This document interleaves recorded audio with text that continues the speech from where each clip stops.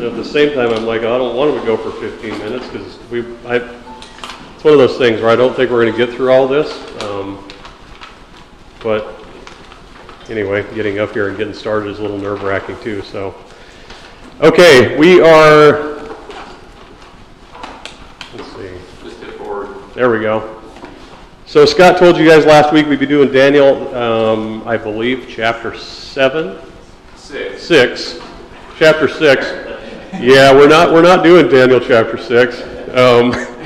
We're doing the whole book of Daniel, hopefully, and we're actually just focusing on one thing. When the Christians came down and visited us in Mexico, Jeff brought me this book, Thriving in Babylon, and it says why hope, humility, and wisdom matter in a godless culture. And I focused on this book. And what I pulled out of that mostly was humility. We're going to talk about humility. And the reason that I did that is because, well, first of all, the author makes the point that hope, humility, and wisdom are strong antidotes to godlessness in our culture.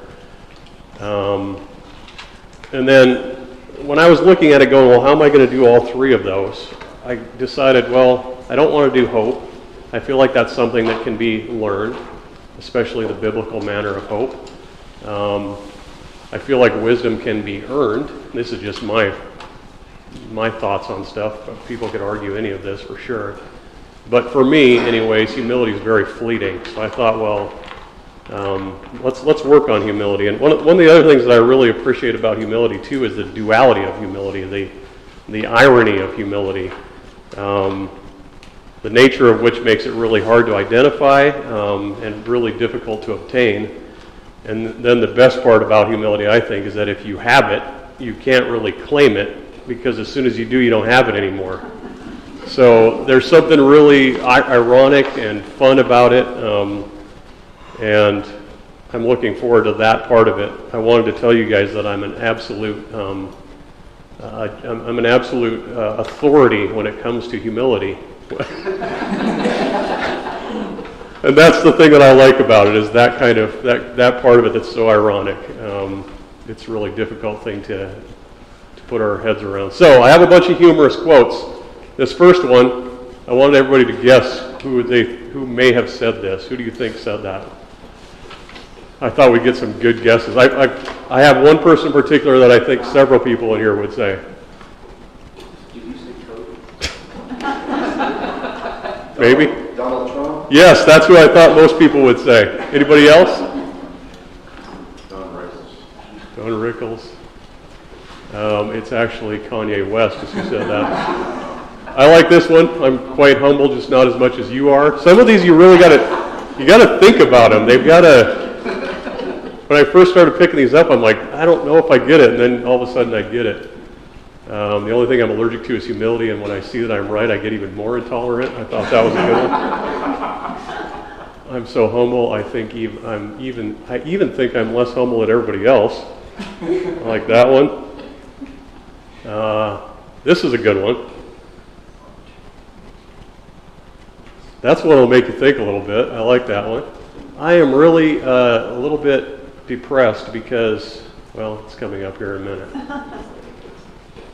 I don't know who Helen Nielsen is, but that's a good one. These are a bunch of people I don't know, by the way. This is the one I'm depressed about. I'm not saying I'm Wonder Woman, I'm just saying, perfect timing. I'm not saying I'm Wonder Woman, I'm just saying no one has ever seen me and Wonder Woman in the same room together. Does anybody know who said that? That was Crystal Christensen.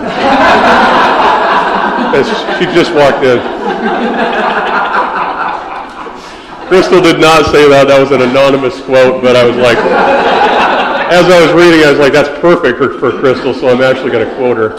And then I really like this one, too. In 1969, I published a small book on humility, a small book. It was a pioneering work, which has not, to my knowledge, been superseded. I don't know who that guy is, but he's funny. I like it. Okay, so today's discussion is going to be, I got to catch up. I got two different things clicking here. This can be really confusing for me. How to define humility, what humility is not. We're going to look at a little bit the opposite of humility, and then what I really hope that we make it to is the characteristics of humility And when I say the characteristics of humility, what I want to say is that we're not looking to have a conversation about people who have the characteristics. We're looking at the characteristics of humility. So I'm hoping that we can make it to that. We'll see if we can get through that. Okay, first of all, what is humility and how do we define it?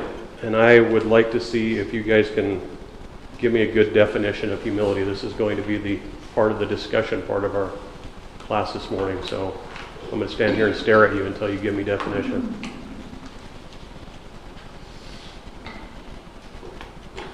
I don't know what it means, but it's hard to be humble, according to a song. I actually looked at that song, but the lyrics in there are a little, I was surprised. They were a little rough, so I did not put that song in here. Annette. I heard this definition, one definition that I like, it's not thinking less of yourself, but thinking of yourself less.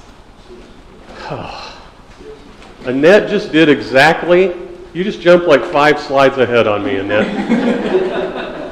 Literally, this is like 5 slides ahead. I sat down with Michelle, I don't know, a week ago, and I said, I'm going to do this stuff on humility. I'm curious to know what you think humility is. 20 seconds later, she said that, and I'm like, great. There goes the entire conversation that I thought would take 10 minutes. And then, so I said to her this morning, you need to be quiet. You don't need to push it. And then Annette goes ahead and blows it up for me anyway. So I think that's the perfect quote. That's C.S. Lewis that said that, by the way. I think that's the perfect definition of humility. I thought we would struggle a little bit to get there, but thanks a lot, Annette. The Oxford Language Dictionary, this is how they define it: a modest or low view of one's own importance or humbleness. And then Cambridge.org, the feeling or attitude that you have no special importance that makes you better than others.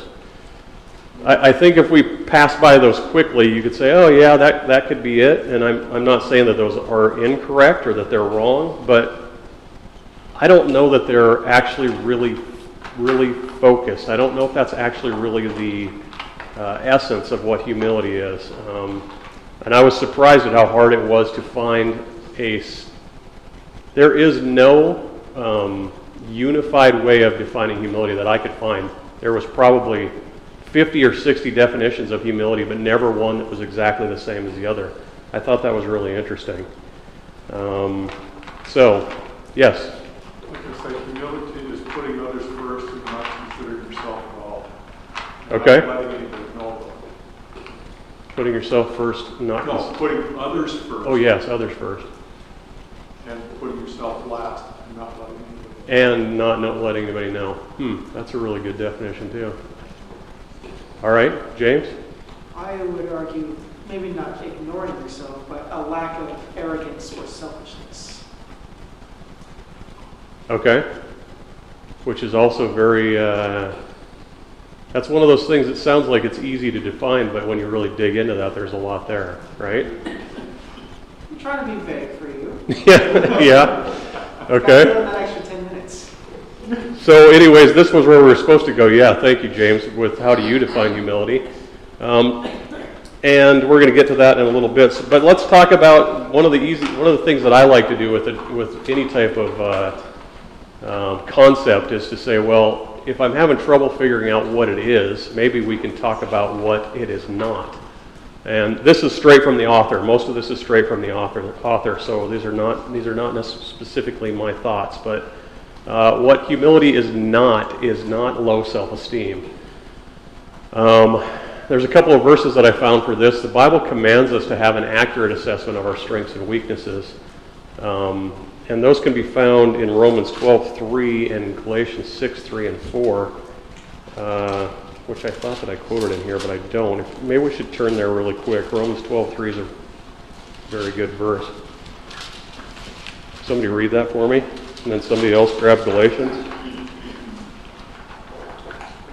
But through the grace given to me, I say to every man among you, not to think more highly of yourself or himself than he ought to think, but to think so to have sound judgment, as God has allotted each a measure of faith.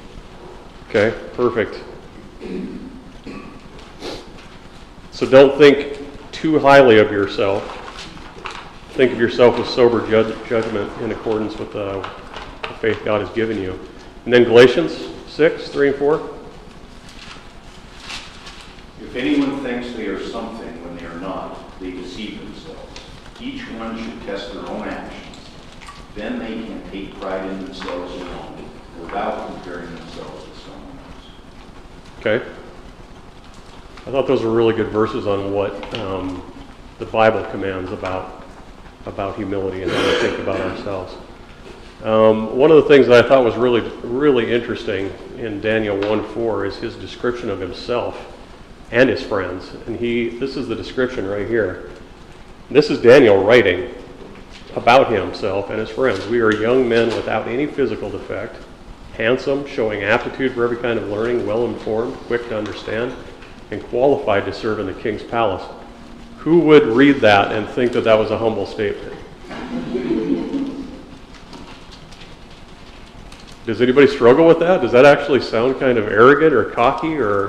When I read that, I'm reading it as, this is what the king told, the description that the king gave to the people who are to select these people.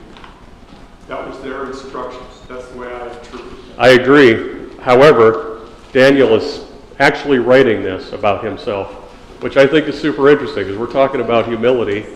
So there's this conflict. Is that humble or is it not? What do you think? It's accurate. It's true. Is it It's arrogant? truth. Okay. Is it arrogant if somebody else says it but you? Good question. Is it arrogant if you say it about yourself? That's my question. Can't be. But it might also be the truth. Okay. Well, the author here says there is no virtue in lack of confidence or self-abasement. And then he says Jesus expects us to identify our strengths, acknowledge them and where they come from, and then do something with them. And I think about when we think about it that way, that's spot on. Daniel's, I don't think he's being arrogant. I think he's saying this is what we were, this is what we are, this is what we're trained to be, what we taught ourselves to be. This is what God used in us. So all that stuff is accurate and true. Although it could sound like arrogance. And I think we got to be careful because we don't look down on others when we're making these types of descriptions about ourselves. But there's also nothing to be gained by pretending that we don't have the skills that God gave us either. I think that's a very accurate point. It's something to think about. I think it has to do with the intention. Like, why is he saying that? It's one thing to be spouting your gifts and your talents, and what's your purpose and your intention? Is it to make somebody else look less or feel less, or are you just having a frank discussion and you're, like Andy said, it's the truth. It comes up in discussion and you need to lay it out. Right. The intention behind it. Okay? And the acknowledgement of who gave you those things. Yes. Okay. You know, if it's, I am this because of what I have done, it's a very different conversation than God gifted us with aptitude and being well informed and quick to understand. Right. Okay. Good. Randy. The other thing is that in his acknowledging these things that God has provided, what he's saying is that these were the things that set us apart.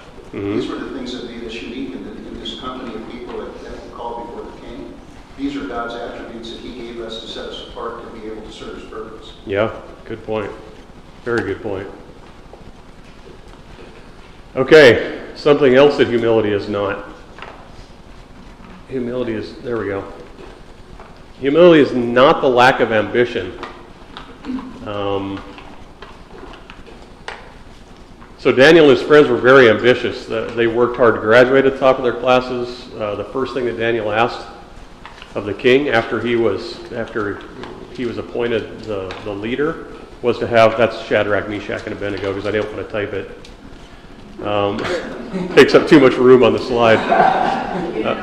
Yeah, that either. Having them appointed administrators over the province.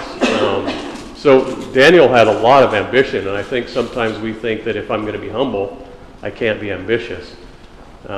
This I really appreciated in the book. He talks about James and John and how Jesus didn't rebuke them for their ambitions to hold a prominent position in the kingdom. In Matthew 20, where James and John, with their mother, come to Jesus and say, I would like you to appoint my sons in these high positions in the kingdom, Jesus does not say to them, your ambitions are incorrect. He doesn't even go there. The only thing that he does is he redirects them in the direction that their ambitions are supposed to take them. The other thing that I thought was really funny about that story that I'd never thought of that before, that Jesus doesn't judge that. And I'd also never thought of, he didn't say something to them about the irony of having their mom come to him to make a request like that. I wouldn't have been able to hold my tongue if I was Jesus. You're telling me you want to be in a high position and you're having your mommy come ask you for it? What in the world? I would have had to have been sarcastic with that. Jesus didn't do that. So, but the point being is that there is lack of ambition does not equal humility. Just a couple of examples of that I want to talk about. Humility is also not a conscious effort to minimize or downplay our accomplishments, which we've kind of talked about already.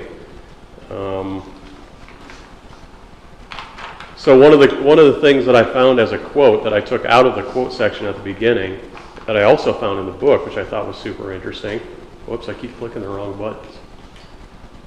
Is that this is one of the things that the author says humility is not. And it's not the ability to act ashamed when you tell people how wonderful you are.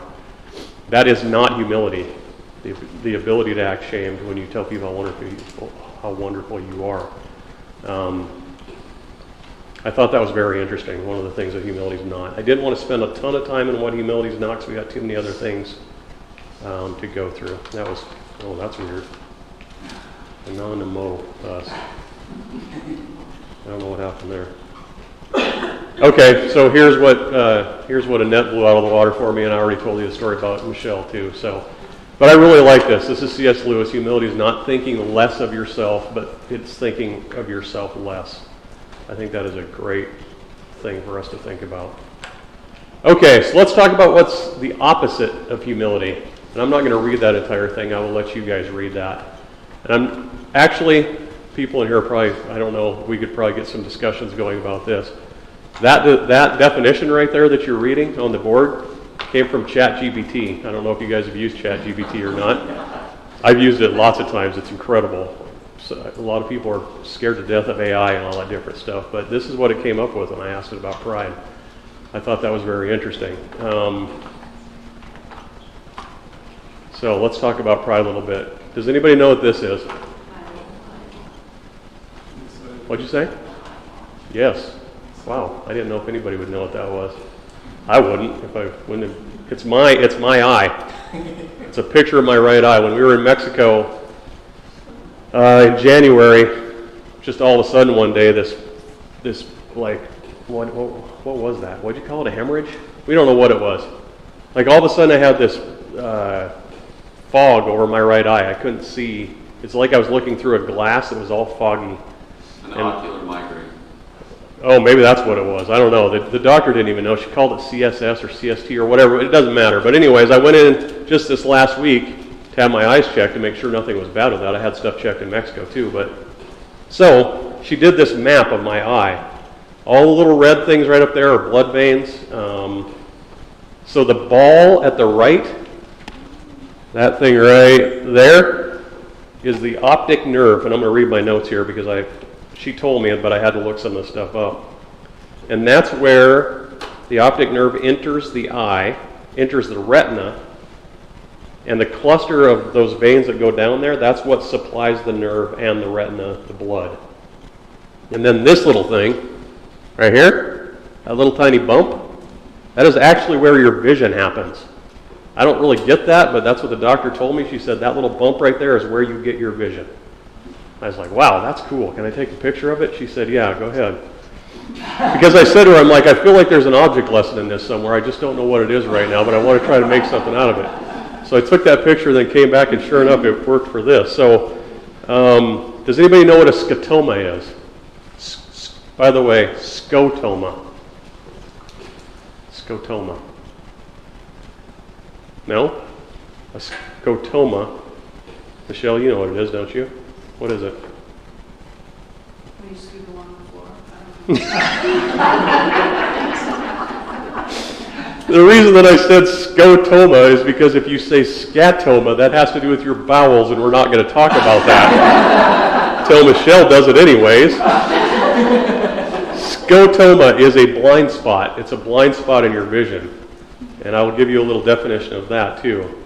Every single one of us have a natural blind spot where the optic nerve enters the retina, that little ball of red stuff over there. You likely don't know where it is because your brain fills in the scotoma with information, allowing you to not even know you have that blind spot. So it's in all of our vision, but we don't know because our brain backfills all of that, which is amazing to me. And it feels to me like there's a ton of application of that, but what I see as the most applicable is that the very nerve that allows us vision, that very nerve that comes into that spot is the place where we are all blind. The part of me that can claim to provide my vision, can boast and brag and prop itself up as the foundation of everything I see, is in fact my blind spot, which is exactly what pride is, and what pride does to us in blinding us with our shortcomings and all those things that says up there. That's exactly what pride does to us. I was thinking about pride in relationships, like the negative aspects of pride in relationships goes on and on. Pride in adversity, pride in self, pride in actions and others, pride in growing. All of that stuff where it's excessive is toxic. And we don't really have time to talk about that. But we see pride debilitate people in relationships everywhere in the Bible. If you start looking for pride and really looking for the blindness that pride causes and start looking at that in stories, it's going to be, it should be, at least it was to me, it was surprising how often I was looking at stories going, wow, there's definitely pride that's coming out right here. And the most scary part is how it blinds us, I think. How we may not even know where our pride resides and what it's doing to us. Yes? That Absalom, the son of David, his great pride was his hair, and it hung him up. Oh, he was hung. No, Yeah. he was caught. Cotton tree? His hair was caught in the bushes. Oh, I need to do some reading. I don't know that story, I don't think. So say David's it. son, Absalom. Oh. You don't remember? No, I got ready for David. I didn't get ready for You got to read the game. Daniel. The interesting thing about your optic nerve blind spot is that because of binocular vision in our eyes, the other eye compensates for the blind spot in each eye. And so as a result, you don't recognize the blind spot because the other eye is compensating for the blind spot in the other eye. And so as a result, it's kind of a good analogy because in the ability to have relationship and collaborate, the eyes are working on each other's blind spots. So it minimizes the pride that one eye would have for itself.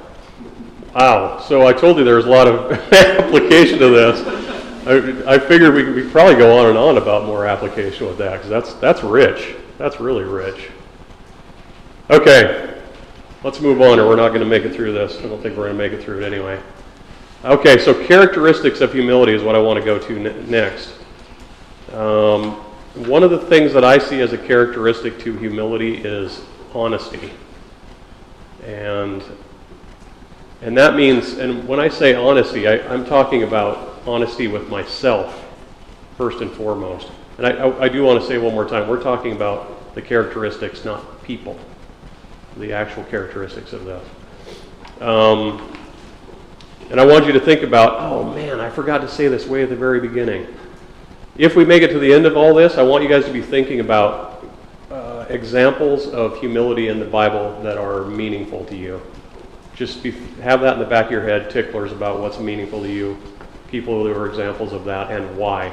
And hopefully what you come up with at the beginning of class may change by the end of class, is what I'm hoping for. So David is extremely honest with himself in Psalm 51. If you go to Psalm 51 and read that about, let's go there really quick. Psalm 51 is about as brutally honest with yourself as you can get, I think. We don't actually need to read the whole thing, but the first few verses. And I'm reading out of the Message, which is expressive, but I like it. Generous in love, God, give grace, huge in mercy, wipe out my bad record, scrub away my guilt, soak out my sins in your laundry. I know how bad I've been, my sins are staring me down. You're the one I violated, and you've seen it all, seen the full extent of my evil. You have all the facts before you. Whatever you decide about me is fair. And he goes on and on listing the ways that he is very brutally honest with God about his sin. And that's the kind of thing that humility requires, is brutal honesty with ourselves. Are there other examples of extreme honesty that you can think of from characters in the Bible, especially with how it interplays with humility? Say that again? Job? In what way? When he confessed his wrong, close to the end of the book, he's talking directly with God, humbling himself there. Because of the earlier interchanges where he was Yes. calling God out on who are you and who do you that stuff? Yes, that's a good example. Another interesting thing with this particular David and Bathsheba, going back to the passage itself, his honesty when Nathan comes to him, tells him the story, and then he immediately goes, "You're right, that's me," as opposed to what we try to put a different reality, a different spin. Yeah. Which, that's a very good point. That's going to lead into the next point, one of the next characteristics of honesty. Any other examples of that? I mean, humility. Okay, go ahead. Well, Paul, if people don't know Paul well, they will say he's an arrogant person with no humility, just the way he goes. But it's honesty, it's truth. But he does, I'm the worst chief sinner, blah, blah, blah. And so I would say he writes, he's got all of what you're trying to do. He writes the truth, which can come off wrong, but yet he also admits, if it wasn't for the grace of God, I'm going to hell. Right. Kind of like Daniel does in that first few slides we were talking about there, where he's talking about where he's so brutally honest about stuff, even though it looks resume, like. Right? Yes. I think that's a great point. It's something I forgot to say. That way that he described himself does sound like a resume. If you're sitting down to give somebody, to try to get a job, you're not going to say, well, I'm not very good at this, and I'm really bad at that, and I can't get up in the morning, and it's not going to get you a job. You're actually going to put that stuff out there, and nobody's going to see that as arrogant. It's just hopefully it's the truth, and there's consistency in that, and that's why they would give you the job. So yes, that's a good point, the resume thing. Another characteristic, and this is not an exhaustive list, by the way. There's a million of them out there. These are just ones that stood out to me. Authenticity. Anybody here want to take a shot at defining authenticity? And I do not have a Google slide or a Chat GPT or anything on this. I just want to know what people think is a good description of authenticity. Being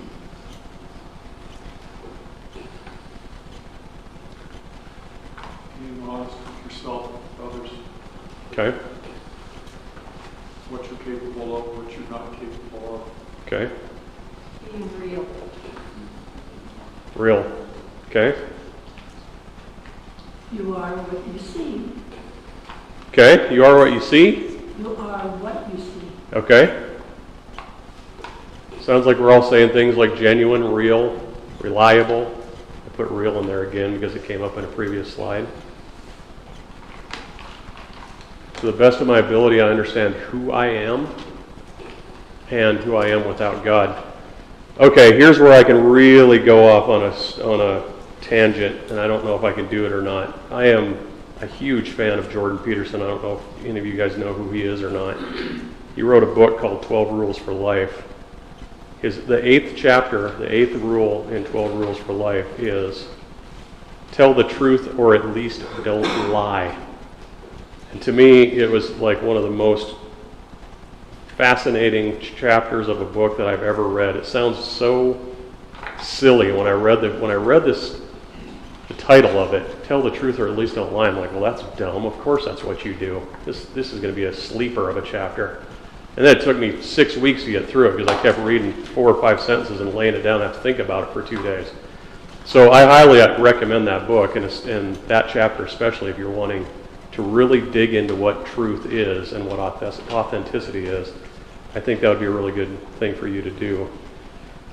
God, I have a lot in here about that. I don't think I have time to do it, and I can't remember what my next slide is, so let me take a look. Oh yeah, here we go, a little bit more about authenticity. Oh, so Holocaust survivor Viktor Frankl. Sorry, that came across really small. He stated that authenticity, if you're not honest, he's talking about honesty, deceitful, inauthentic individual existence is the precursor to social totalitarianism. That sounds like, it sounds really complex. It's not. Really what he's saying is, lies warp the structure of being, they corrupt individuals, and eventually it corrupts the state. If we're not going to seek out the lies inside of us and be really authentic and honest about them, they will take us down. And it'll take you down so far that eventually you're going to be in a totalitarian state. And it makes a really... Read the Gulag Archipelago if you've never read that before by Solzhenitsyn is amazing. And Viktor Frankl's Man's Search for Meaning is amazing. It touches on both of those things, and I don't want to get too far in the weeds, but authenticity, honesty, and being brutally honest with ourselves is it's just absolute. You have to do it in order to be humble.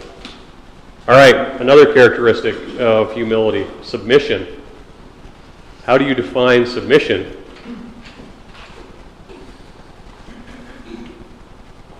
Biblically. If you want to hold off this, that's my sermon this morning.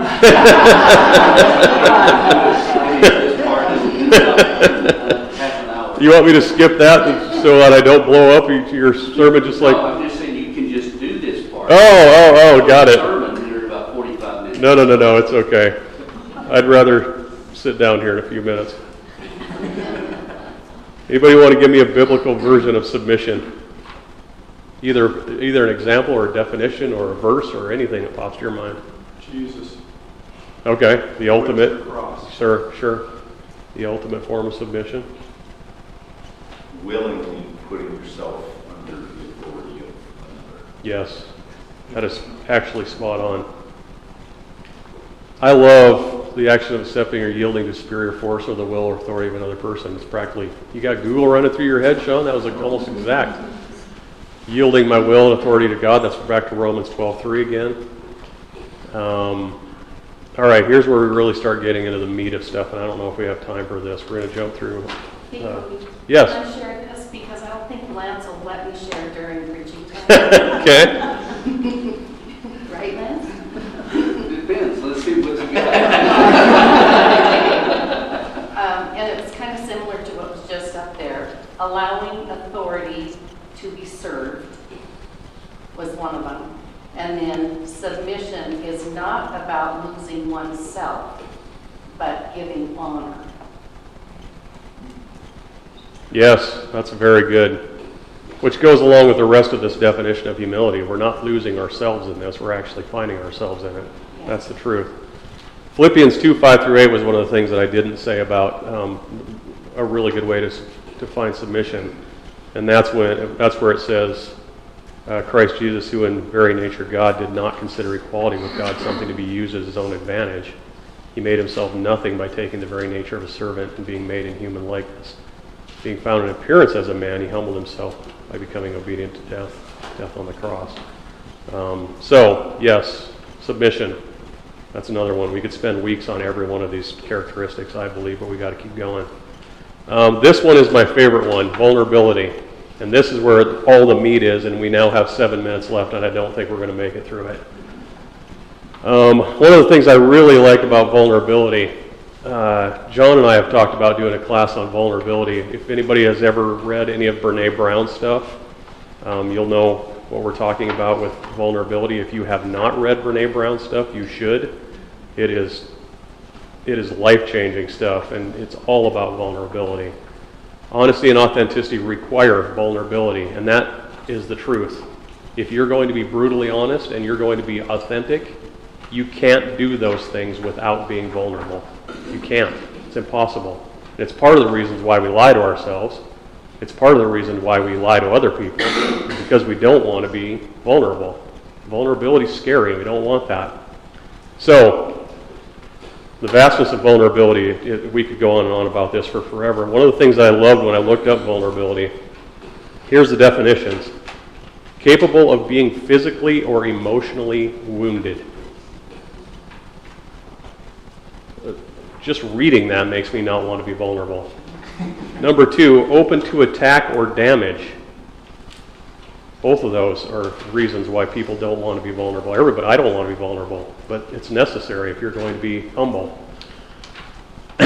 Vulnerability is actually derived from the Latin noun vulnus, which means wound, which I think is super interesting. We need to be willing to be wounded.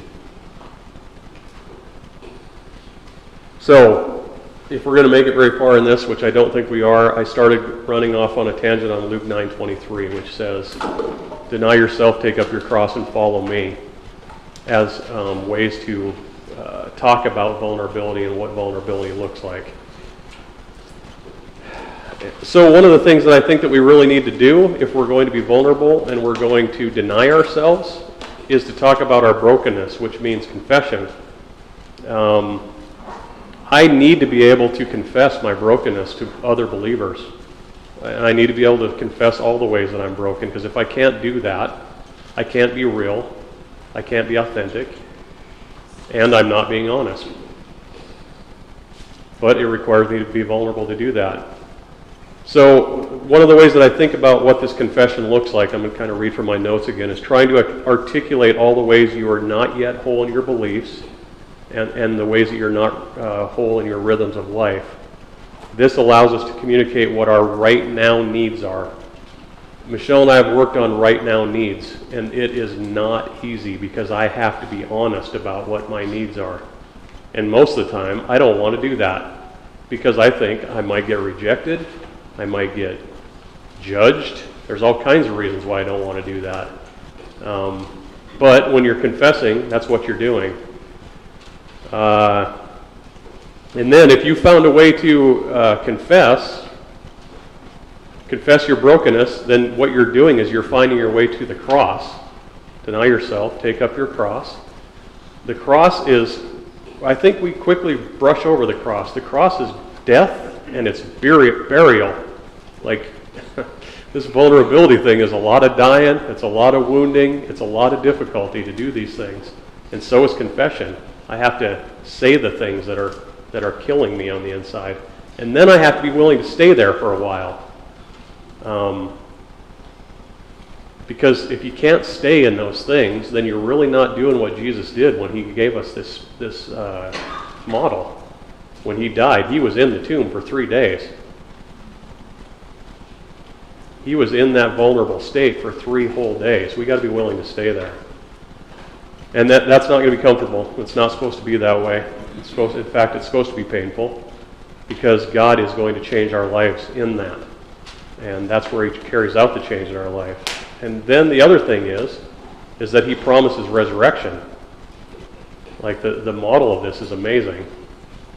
You die, you confess, you die, you stay in that death, but Jesus resurrected and God promises us the same thing. So vulnerability is absolutely necessary in all of these processes. And then we're really running out of time, but sorrow's in there too. We've got 2 minutes left and we're not even close.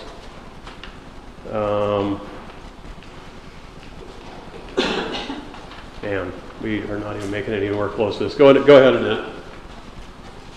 Well, I was just thinking about, when we're talking about confession, the spiritual discipline of examine, and you can take a week to do that and go on a whole week on retreat, but just even 5 minutes throughout the day, looking back at the last few hours, the last day, the last half a day, where did I fall short, and asking for the Lord's mercy, and just developing somehow that rhythm. That's been something that I just had to really work on. But as you were talking about the authenticity, the vulnerability, all those things, I was just really thinking about the why and the how, and that is really important to me because it just seems so daunting and it seems difficult, and if I'm really, really going to do those things. But when I think about the why, because Jesus came here in flesh, and he is my way of salvation to God. That's the why. And the how is I don't have to do this all myself. I don't have to grit my teeth and clench, my body up or just tighten up. I have the Holy Spirit because I'm not able to do these things. And the more I partner instead of going it alone and trying to do these things, that's just reassuring to me that I'm not alone. Yes, I agree. You're saying sometimes in the last half day or whatever, for me it's like in the last 30 seconds, sometimes I have to take an honest inventory about where I am and what I'm thinking. I do want to hit this last little part of this slide. We're not even close to the end. I still got like probably 10 more, but one of the things that I loved about this confession thing as I dug into it more is that the people that were healed by Jesus recognize who they are without him, and Jesus says to them, your faith has healed you. I think there was 3 of them. There was the woman with the blood issue, there was the blind man, and there was the 10 lepers. And when they came to him and were honest with him about what their issue was, Jesus says to them, he doesn't say, I'm healing you. He's saying, your faith has healed you. I think that's super interesting that honesty and confession and vulnerability and authenticity bring us to the place where we will be healed. It's a done deal. We are healed. It's a done deal. There's nothing more to it than that. But the problem is the human condition of us doesn't want to go to those painful places and look at those things. It takes a concerted effort to go into that pain and stand there and take it. So, all right, we have a lot left to do. I'm sorry, we're out of time. We're not going to make it through the rest of it. I was really wanting to know what people's, what their examples were of people who were humble in the Bible, but we're going to miss that one. So, thank you for your involvement. Thank you for your conversation with me. I appreciate it.